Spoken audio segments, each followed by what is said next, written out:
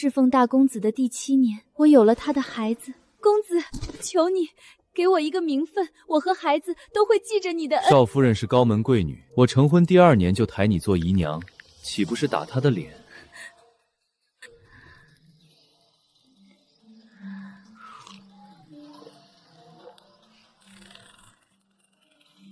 哪个替3小姐出嫁，赏银100两。那裴九熙只剩半口气吊着，舂米不成便要陪葬。就算是给将死之人冲洗，也好过困在这方寸牢笼里。3小姐不愿嫁，这替嫁的人选可真是给我出了个难题。府里谁不知道，夫君最是看重林悄姑娘你，一日也离不了。若是让你去了，夫君怕是会不高兴的。回少夫人的话，奴婢只是个下人，当不得主子一声姑娘。大公子是怜惜奴婢，但奴婢更知，能替3小姐分忧，替相府分忧，才是奴婢的本分。算你懂事，只是这裴家要的是相府的女儿，是正经的冲喜新娘。你侍奉大公子多年，早已不是完璧之身，这若让裴家知晓了，岂不是欺君之罪？一个残花败柳，就算给人冲洗，恐怕也是不够格的。你说是不是这个理？但奴婢受相府庇佑多年，无以为报。如今3小姐有难，相府有忧，奴婢万死不辞。再者，那裴将军曾是何等英雄人物，即便如今身子有恙，也不是寻常人家。奴婢一个通房丫头，能替3小姐嫁过去做正头娘子，已是天大的福气。大公子宅心仁厚，见奴婢能替3小姐嫁去裴家享福，定也只会替奴婢高兴，又怎会怪罪少夫人您呢？好一个伶牙俐齿的丫头！既然你都这么说了，我若不成全你，倒显得我不近人情了。住口！母亲，您怎么出来了？大夫说您要静养。裴家不顾脸面，竟要我捧在手心里的乖女嫁给一个废人冲喜，相府就算打他们的脸又如何？你自幼服侍慈眼，我儿心善，我是知道的。我本想着等过2年就让他纳了你做姨娘，旁人都避之不及的婚事，你却抢着要去，放着大公子姨娘这等大好的前程不要，何苦来哉？前程？他们管给孟慈言做妾叫前程。裴九熙早已不是当年那个狼艳独绝的少年将军，他现在就是个躺在床上等死的残废。你嫁过去就是守活寡，是自毁前程。回太太的话，奴婢都想清楚了。奴婢想着，嫁去裴家，终归是正头娘子。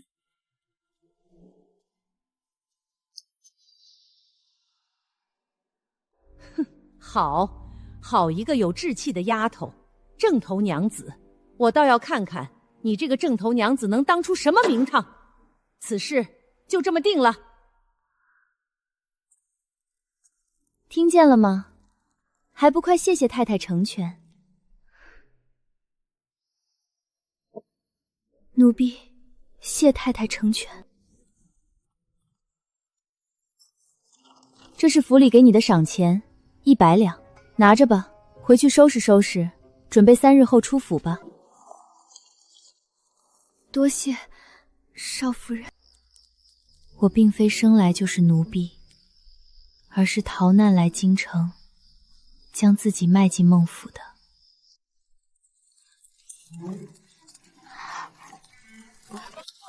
这是公子的午饭吗？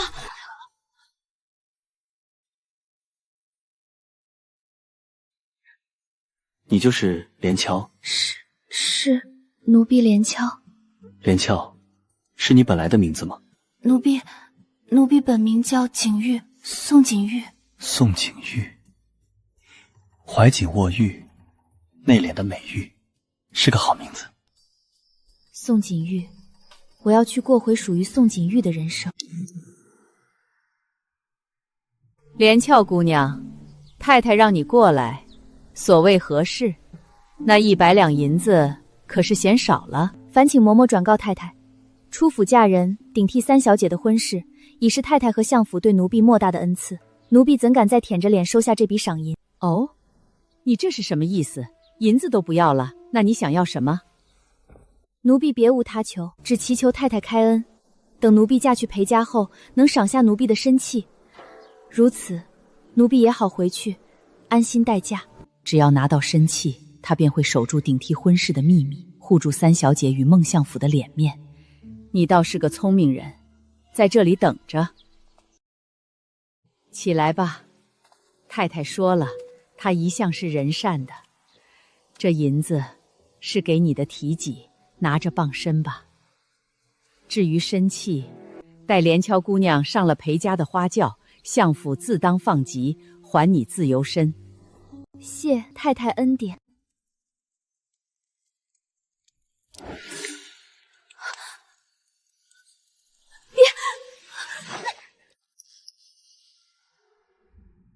怎么还这么胆小？今天下旨早就想来你这里，这府里也就你这儿还有点暖意。好了，不在这里，我们换个地方。公子，我的木薯怎么越来越瘦了？都说了让你吃些好的，跟我这么久，别总惦记那些个粗鄙的吃食。公子，可是有什么喜事？少夫人有孕了。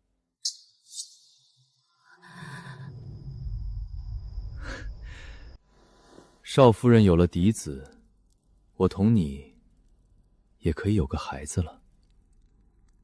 孩子，孟慈眼不知道，我大约不会再有孩子了。公子，奴婢有了身孕，求公子给奴婢一个名分。少夫人是高门贵女，嫁入我孟家才第2年，我现在就纳你，岂非是当众打她的脸？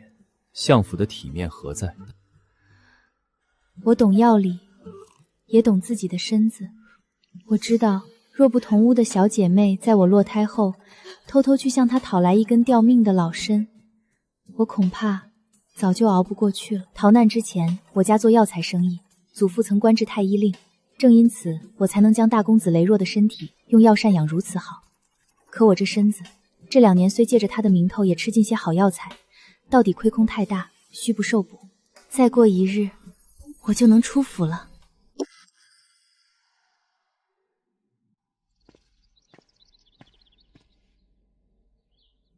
喝下这碗药，孟府的一切就真的与我无关了。放下，今日起，连翘不必再喝药了。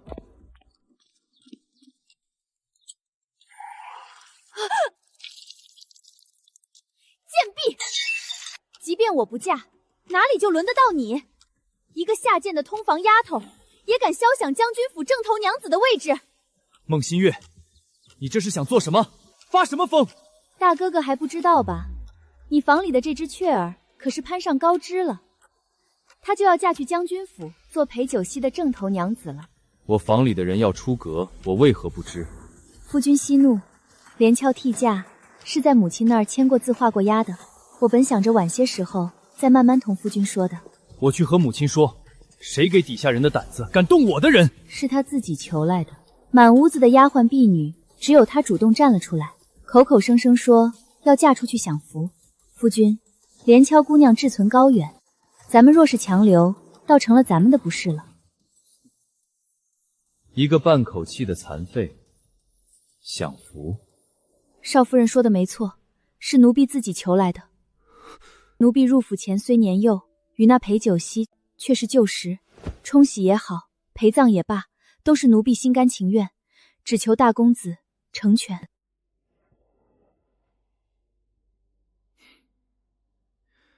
既然是母亲的意思，又是她自己愿意，那便随她去吧。是，夫君。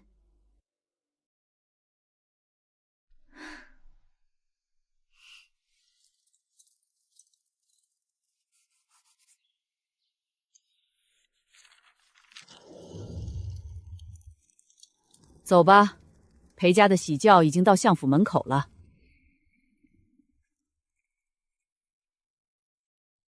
怎么说也是正经嫁娶，按理是要穿红的。将依依放在你房里，没得叫人说咱们相府没有规矩。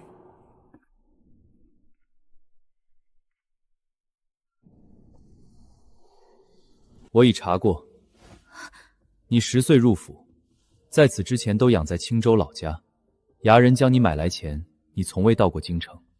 锦玉，你是在梦里识得的裴九熙吗？公子，奴婢要换衣了，吉时快到了。你要名分，我给你就是。今日我便可以纳你为妾，不用再去嫁给那个残废。曾几何时，这是我做梦都不敢想的事。可现在，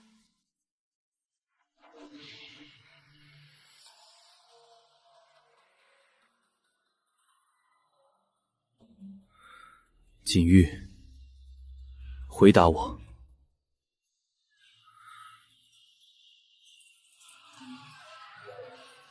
公子，吉时到了。裴家大奶奶不是个省油的灯，你宁愿嫁给一个残废，也不愿留在我身边。难不成真以为去了裴府能有好日子？我等你，等你哭着回来求我。姑娘，该上轿了。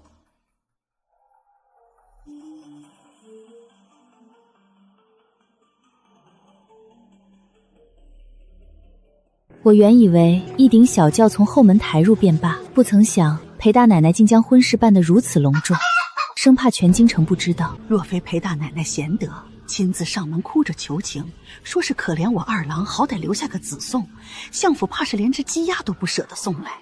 我明白了，裴九熙娶了个京城都知道啊，这哪是冲击？一拜天地。原来如此，这场盛大的婚礼是裴大奶奶演给全京城看的一出戏。李成送入洞房。二奶奶，大奶奶怜惜您没有娘亲教导，特命老奴来给您教授教授这避火图。走走走，二爷都要没气儿了，哪还顾得上这个？赶紧走！老妈妈的试探让我彻底确认，我的一举一动都在裴大奶奶的监视之下，而监视的核心就是床上这个男人的生死。外头所传的只剩半口气，不似作假，他真的要死了。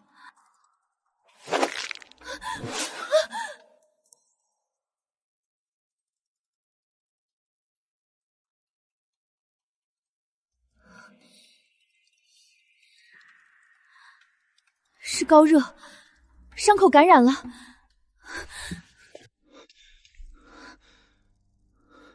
你一个女子，怎么能看二爷的定？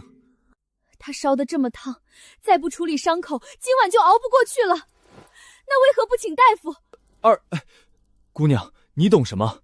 二爷这般响当当的人物，曾经是治过营车的玉面郎君，是战无不胜的镇北将军。日后若不能再骑马带兵，只能在病榻上苟活，那活着还有曾有戏意思。狼焰独绝，事无其二，指的便是裴九熙这样一个天之骄子，如何能接受自己成为一个废人？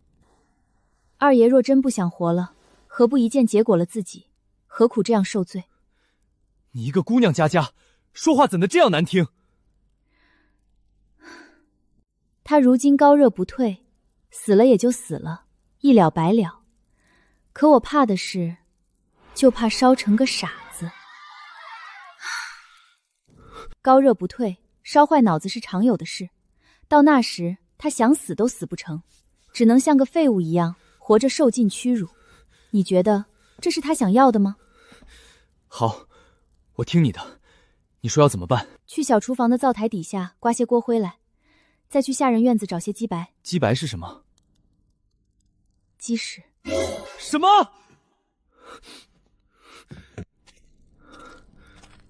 锦玉姑娘，你没骗我吧？这玩意儿真能好使？逃难那年，我弟弟高烧不退，烧得眼神涣散，神志痴傻。后来他饿极误食黄土，大口吐血，我拼命用锅灰混草药给他止血，血是止住了，锅灰伤心难挨，他趴在江边喝水，一头栽进江里。对不起，对不起。我身上的是什么？说。是锅灰和鸡白。何谓鸡白？就是鸡屎。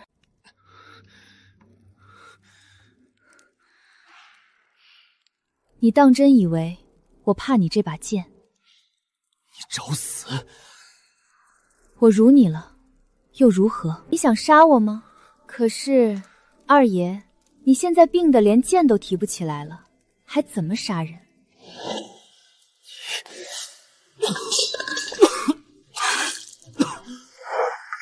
二爷，二爷，您冷静啊！您误会他了。二爷，那锅灰和鸡屎可是好东西，土方上叫百草荤和鸡屎白，能消瘀止血、去腐生肌。这几夜若不是他，您大概就烧成傻子了。多管闲事！孟家把你送来冲洗，许了你什么好处？说吧，100两，还是让你从此脱了奴质？我与你双倍，拿了钱，走人吧。走，还是不走？拿着200两银子，去做梦木网球的小生意，从此天高海阔，不曾有什么好处。是我自己要来的。我原是青州人士。去年年末，和亲蛮夷的永安公主率众反叛，北地大乱。镇北军没有听从朝廷调令伏击永安军，反而与之联合，增援青州，击退了围城的蛮子。说起青州，那平安街上的阿星豆饼可真是一绝，又香又脆。阿星豆饼与街尾那家梅花饼是2口子开的呢，就是不知他们现在还开不开了。等二爷好了，咱们回青州，我定要去尝尝那梅花饼。二少奶奶，大奶奶请您去正堂一趟。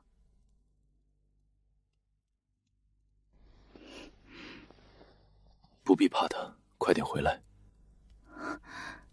这是留下我了。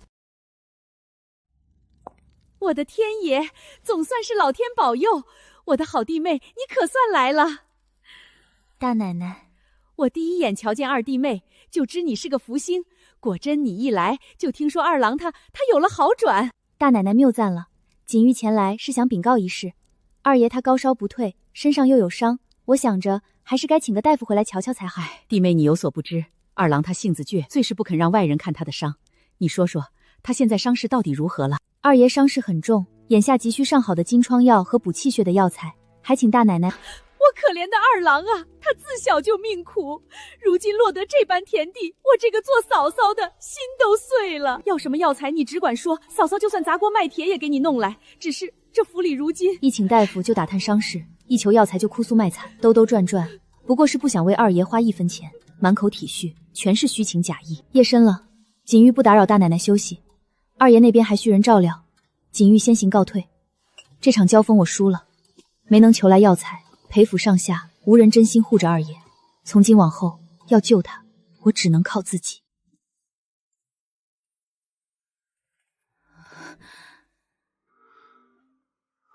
你的伤受欺负了？怎么会？大奶奶最是和善不过了。佛口蛇心。我这里不曾有过女使，你若缺什么女子要用的东西，就叫无名去外头买。我寒雪居的人，不必去求他。金无名，快去请大夫买药，快去！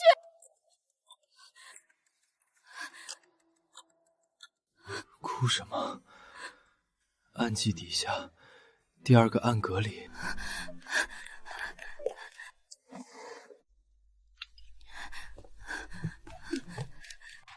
少夫人，将军他怎么了？哎呀，我怎么忘了？少夫人，这可是咱们军营里去腐升级的圣药啊，千金难求。之前将军他……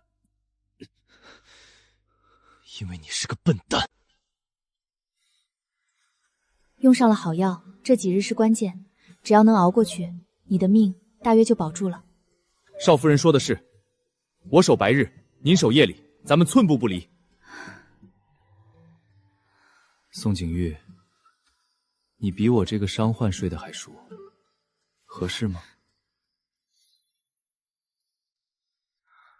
上来睡吧。不用了，你睡得这样死，夜半我人凉了你也不知道。上来，这是命令。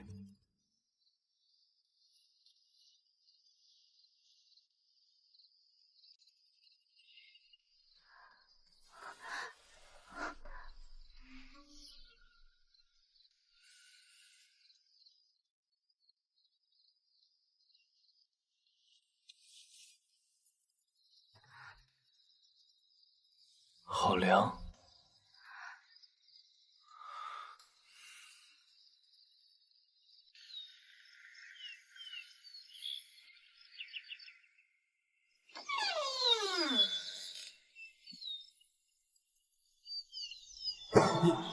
你们，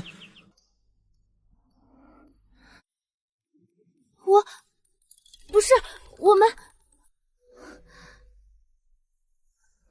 真的不烫了。裴九熙退热了，真的，将军他退热了，太好了，老天保佑！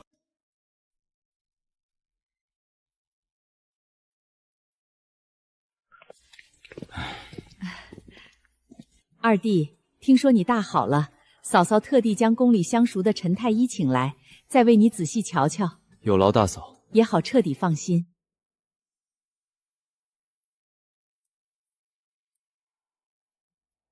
陈太医，二郎前些日子可就剩半口气了，眼下当真无碍了吗？裴将军福大命大，命是保住了，只是可惜呀，可惜！将军这双腿因被廷杖重创，又拖延了救治，如今筋脉已断，气血不通，怕是再也站不起来了。不可能！你胡说！我家将军他放肆！怎敢对太医无礼？今日风大，我还是去给将军取件披风来吧，免得着凉。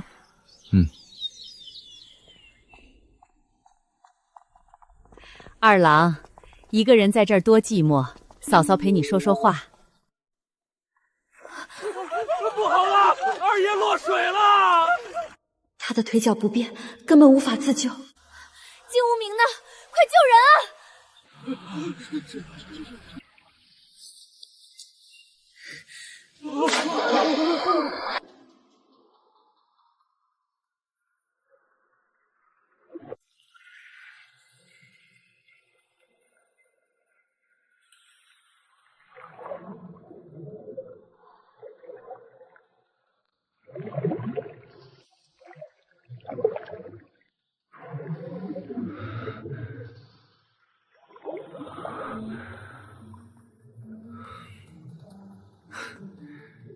又是个傻的。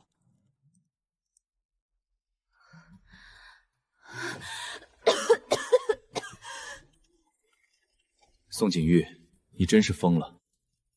就你那点水性，也敢下水救人，不要命了？将军你，那我们是怎么上来的？金无名救的人。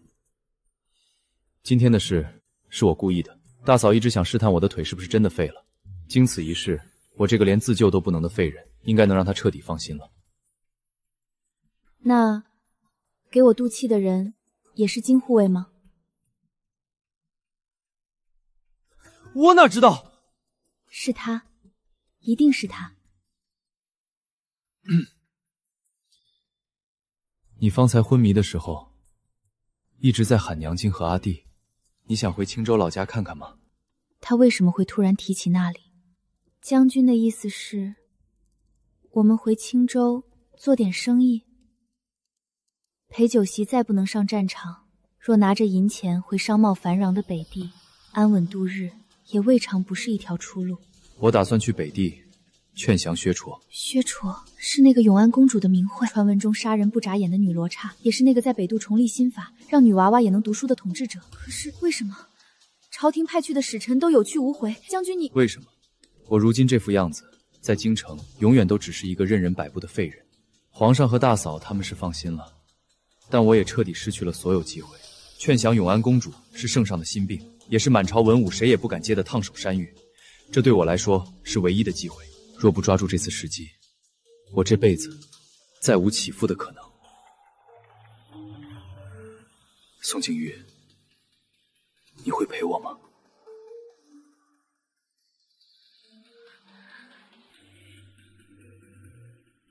听说了吗？朝廷又要派人去劝降永安公主了。前头那2位大人可都是有去无回啊。那个永安公主听说残暴不忍，顿顿都要吃带血的牛肉，是个女罗刹嘞，谁敢去啊？你懂什么？你去过北边吗？我跟你们说，永安军打起仗来那才叫不要命，蛮子在他们手里吃过大亏。朝廷要是有那嘎本事，怎么不敢吃这不要打？妖兽呀，这话也敢乱说？他既是百姓口中的恶魔，又是另一种百姓口中的守护神。裴九熙要去面对的，就是这样一个人物吗？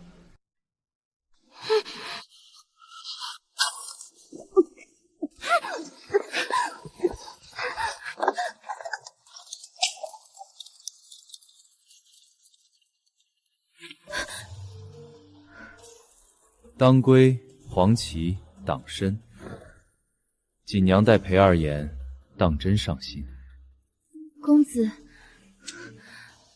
你就是这样一日日替他补身子的，那榻上呢，也像从前伺候我一样服侍他吗？公子自重，我已嫁人。嫁人？你以为裴九熙今日入宫，是他自己的本事？若非我那3妹妹以死相逼，求父亲和我出手，他一个庶子如何能得见圣驾？他能有去北地的机会，条件就是，若能活着回来，便要明媒正娶孟新月。锦娘，你待他掏心掏肺，可到头来不过是旁人用过便随手可弃的碧玉。你看，只有我能护着你，回到我身边来。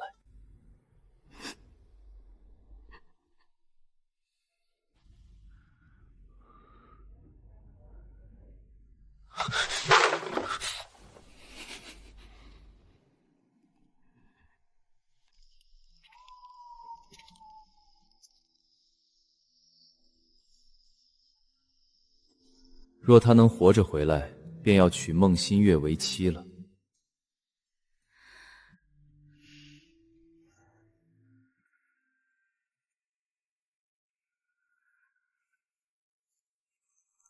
见血封头的毒药，是把它扔了，当做什么都没发生，还是……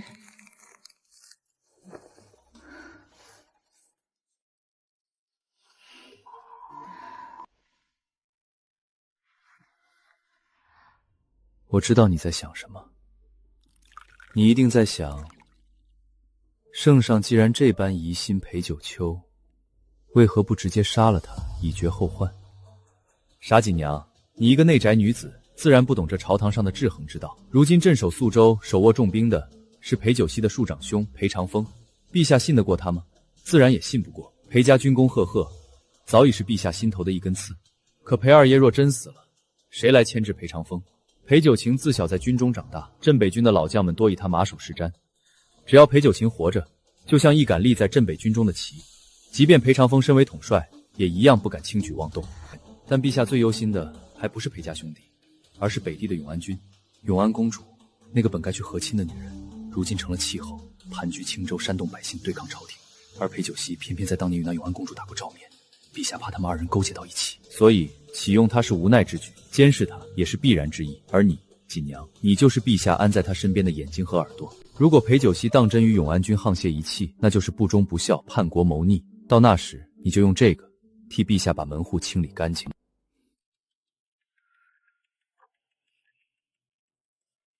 锦娘，我知道你在相府受了委屈，太太的冷眼，少夫人的刁难，我都知道。只要你办好这件事，此番就算立下大功，我便亲自上奏陛下，迎你入孟府，为我平妻，与少夫人平起平坐。平妻，这是我从前连想都不敢想的名分。到那时，你再也不必看任何人脸色，你将是孟府半个主母，谁敢再欺辱你？我还可以答应你，你所生的孩子，往后就是我孟府的嫡子，继承我的一切。公子发誓？自然，我孟慈言对天发誓。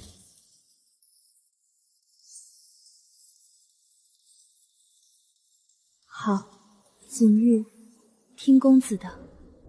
我们从水路换陆路，又从陆路返回水路，这一路追杀，那些人究竟是谁派来的？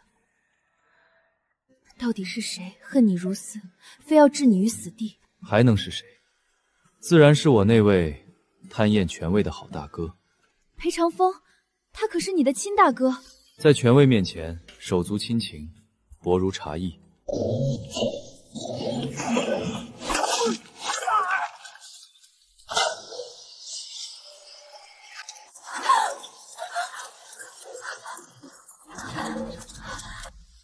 小心！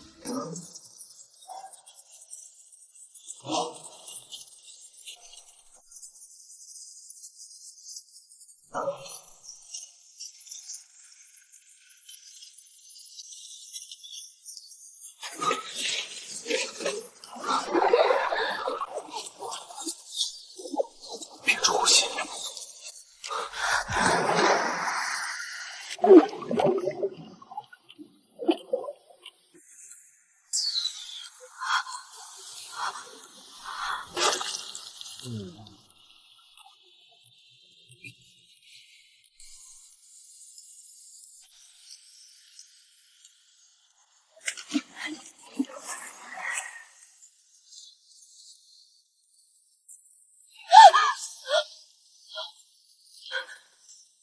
裴九熙，裴九熙，你醒醒！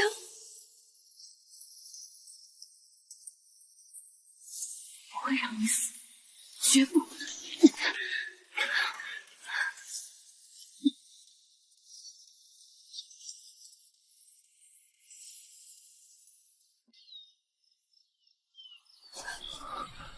锦玉，你醒了？放下我吧，我是个残废。这样下去，只会拖累你。骗子！你的腿分明是好的。是，我装的。裴九熙，别睡，我还有好多事没有告诉你，我要你听着。我家原是从医的，我不是什么都不懂的小丫鬟。你肩上的伤口看着吓人，但我给你换药时搭过脉，知道根本没伤到筋骨。裴九熙，你听见了吗？别睡。不伤到快死。那群人精怎会轻易相信我真的废了？可是锦玉，我大约真的残了。你说什么？我的腿好像没了知觉。那剑上有毒。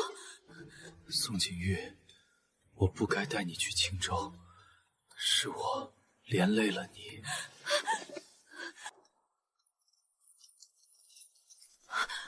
裴九熙，你醒醒，别睡！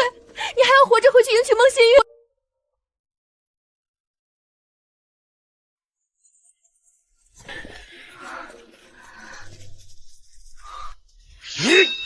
保护将军！将军，属下来迟了。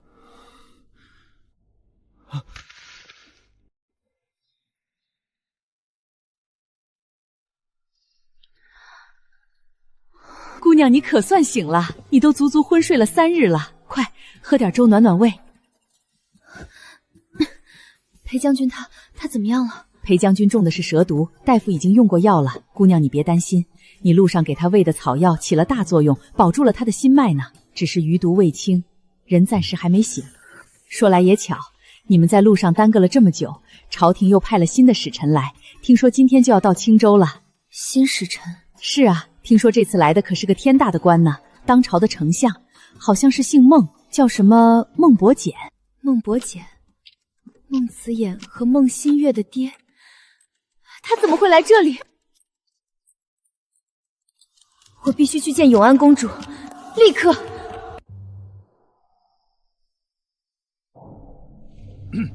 圣上有旨，念永安公主薛胼劳苦功高，特封为护国长公主，赐10亿3千户，望公主早日。孟丞相，不用念了，这套说辞想必前2位使臣也念过。公主明鉴，只是此次圣上隆恩浩荡，与往日不同。圣上体恤公主，念及公主和亲蛮夷，到底算是嫁过人，因而特拟了外命妇的封号。老臣此番前来，正是接护国长公主回宫，与家人团聚的。好一个外命妇啊！孟丞相，我倒想问问你，也问问我那位远在京城的皇兄，面对蛮夷的铁蹄，你们卑鸿屈膝，割地赔款，下跪求饶，怎么到我这里，一个为你们守住国门、护住百姓的女人这里，就只剩下区区一个虚名了？公主息怒，老臣绝无此意，朝廷绝无此意呀！没有？那你的意思就是我这个护国长公主连蛮夷都不如了？我记得孟丞相是蜀地人，你既然来了，为何不先去问问当初随我一同和亲的那500多个蜀地庶女和匠人，他们如今身在何处？他们受了什么罪？可否还活着？他们身为大言百姓，能为国分忧，为朝廷尽一份力，那是他们的荣幸，生死何计？无耻！我从未想过读书人竟可以无耻到这般地步。说得好。你敢！我是朝廷钦差使臣，两国交战不斩来使，你敢杀我？圣上已经赐你封地10邑，你一个公主怎能如此贪得无厌，还不满足？放箭！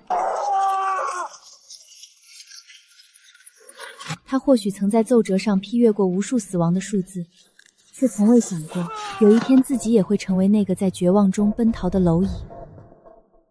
孟伯简死了，那个在孟府高高在上如同天神一般的当朝丞相，就这么像蝼蚁一样死了。走吧。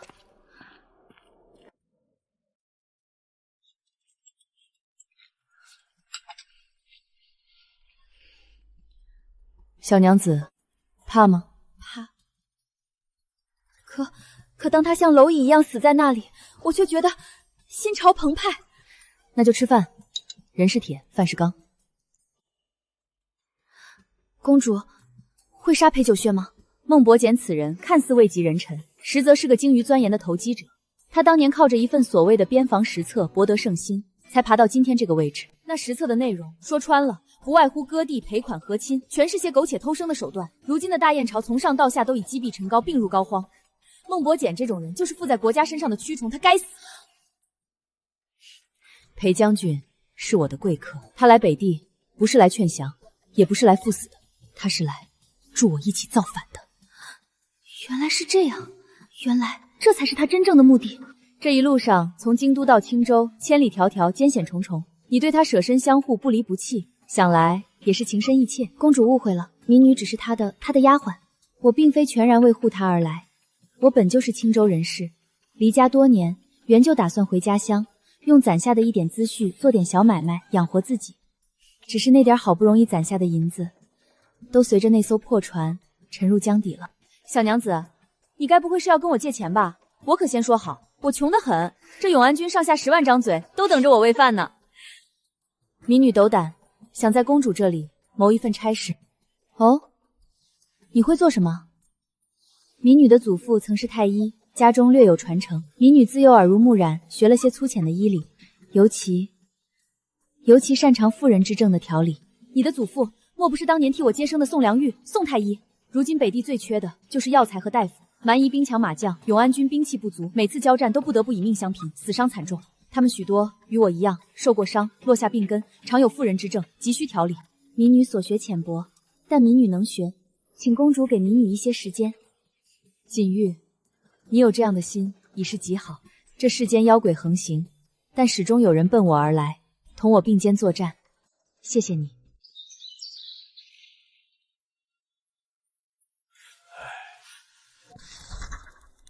跟着军中的老大夫打下手，采药、晾晒、研磨、止血、上药、把脉、开方，连着3日累得直不起腰，却好像第一次隐约摸到了前程这2个字的边。原来在青州，女子的前程可以是这样的，不再困于一方小小的内宅，可以从军，可以从医，甚至可以为官。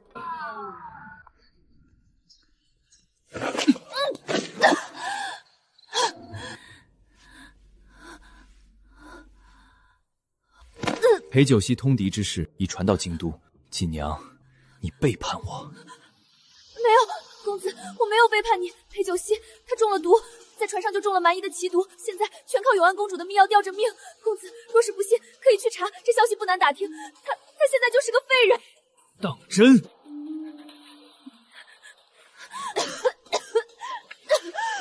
若再骗我，便杀了你。公子为何会来青州？自然是担心锦儿出事，我不放心你，便千里迢迢来寻你。满嘴鬼话！公子赶路辛苦，吃点东西垫垫肚子吧。原来我不过是他用来攻破宿州、对付裴九溪的一颗棋子。所谓的寻找，不过是顺路来捡回一件他认为属于自己的工具罢了。看到了吗？只要进了这大门，裴九寒就再也奈何不了我，宿州就是我的天下了。快，大人这边！怎么回事？开城门，迎将军回城！迎裴将军回城！迎裴将军回城！是裴将军，是裴将军回来了！都别过来！谁敢再上前一步，我就让他血溅当场！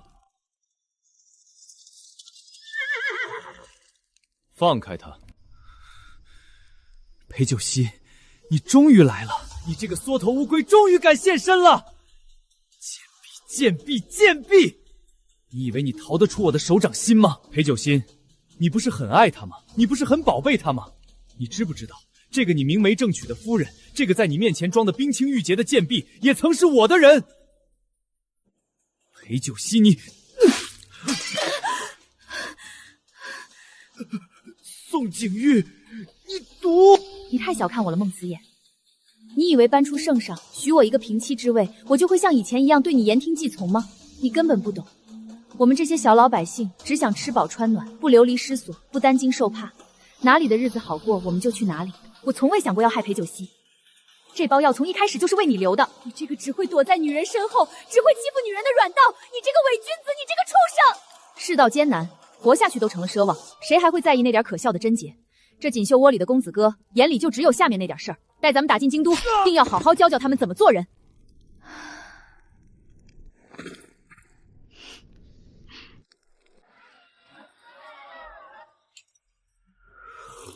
宋景玉，我没有要娶孟新月。慢点吃，没人跟你抢。宿州事了，我重掌镇北军，一直忙到现在才有空。之前在京城都是演戏。裴长风野心勃勃，孟家也早有反心，他们狼狈为奸。孟伯简以孟新月为借口向皇上举荐我出使北地，实际上是想让裴长风在路上对我动手。就算我能活着到青州，若我忠于朝廷，公主不会放过我；若我投靠公主，他们也安排了你给我下毒，横竖都是死路一条。这一手好算盘，却偏巧顺了我的意。我装了那么久的摊子，就是为了找机会脱身。于是我将计就计，假装对孟新月有意，急于起复，这才顺利离开了京都那个牢笼。我知道了。那你为什么跟公主说你是我的丫鬟？你可是我明媒正娶的娘子，八抬大轿从相府抬出来的，全京城都知道，怎么能是丫鬟呢？你得给我个说法。又没正经拜过堂，不算夫妻。拜，今晚就拜，我倒要看看你还能找什么借口。好。啊？你说什么？我说好，今晚就拜堂。裴九溪，我很喜欢你。宋景玉，我也很喜欢你。我先回去准备，你等着。听闻你二人今夜拜堂，府中无贵重嫁衣，只能凑些寻常红物，莫嫌简陋。民女不敢嫌弃，能有一袭红，已是从前不敢奢望。从前在孟府受尽委屈，如今终于能堂堂正正做将军夫人，往后再无人敢欺辱你。从前我求一袭正妻名分，是为逃离牢笼，如今是心甘情愿。我不再是谁的附属，只是宋景玉，是与他并肩同行之人。早便上山采花，说世间绫罗配不上夫人，山野红梅最合你的性子。真漂亮，比我想象中还要好看。一拜天地。从前拜堂是牢笼羞辱，今日一拜，拜护我重生的青州大地，拜救我性命的人。二拜正亲，夫妻对拜。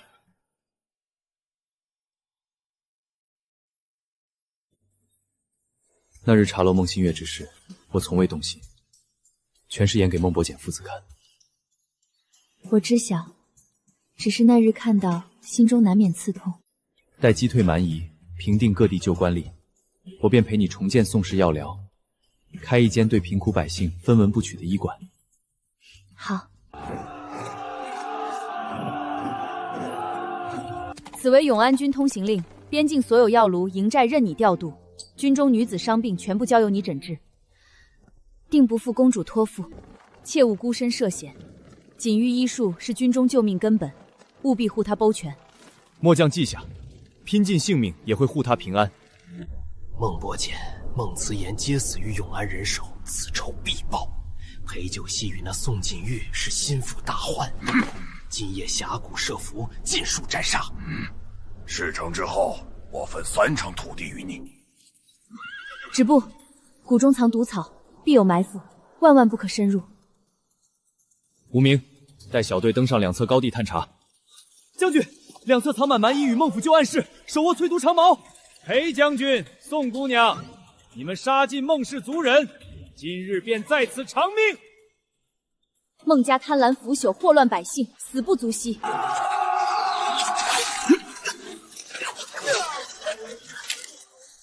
你不能有事，我们还要建医馆，还要回青州。夫人，快走！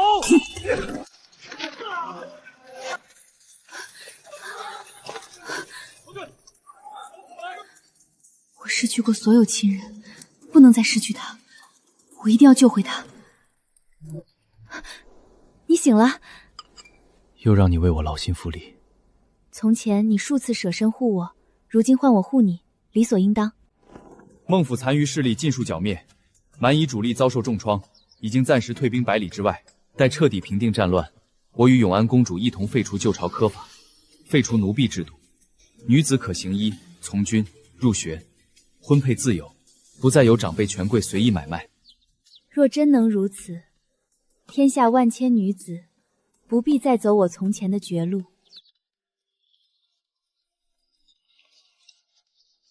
从前主子病了都不给药，如今我们女子也能治病救人，医术不分贵贱，往后你们也可独当一面，庇护同类。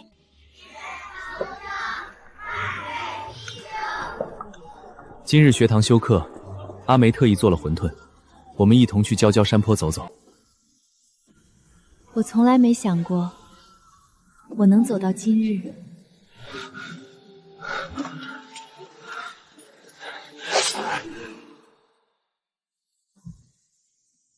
从前我只想逃出一座牢笼，如今我与所爱之人同道之人，为万千女子、寻常百姓筑起一片自由天地。怀瑾望玉、宋景玉终于活成了自己。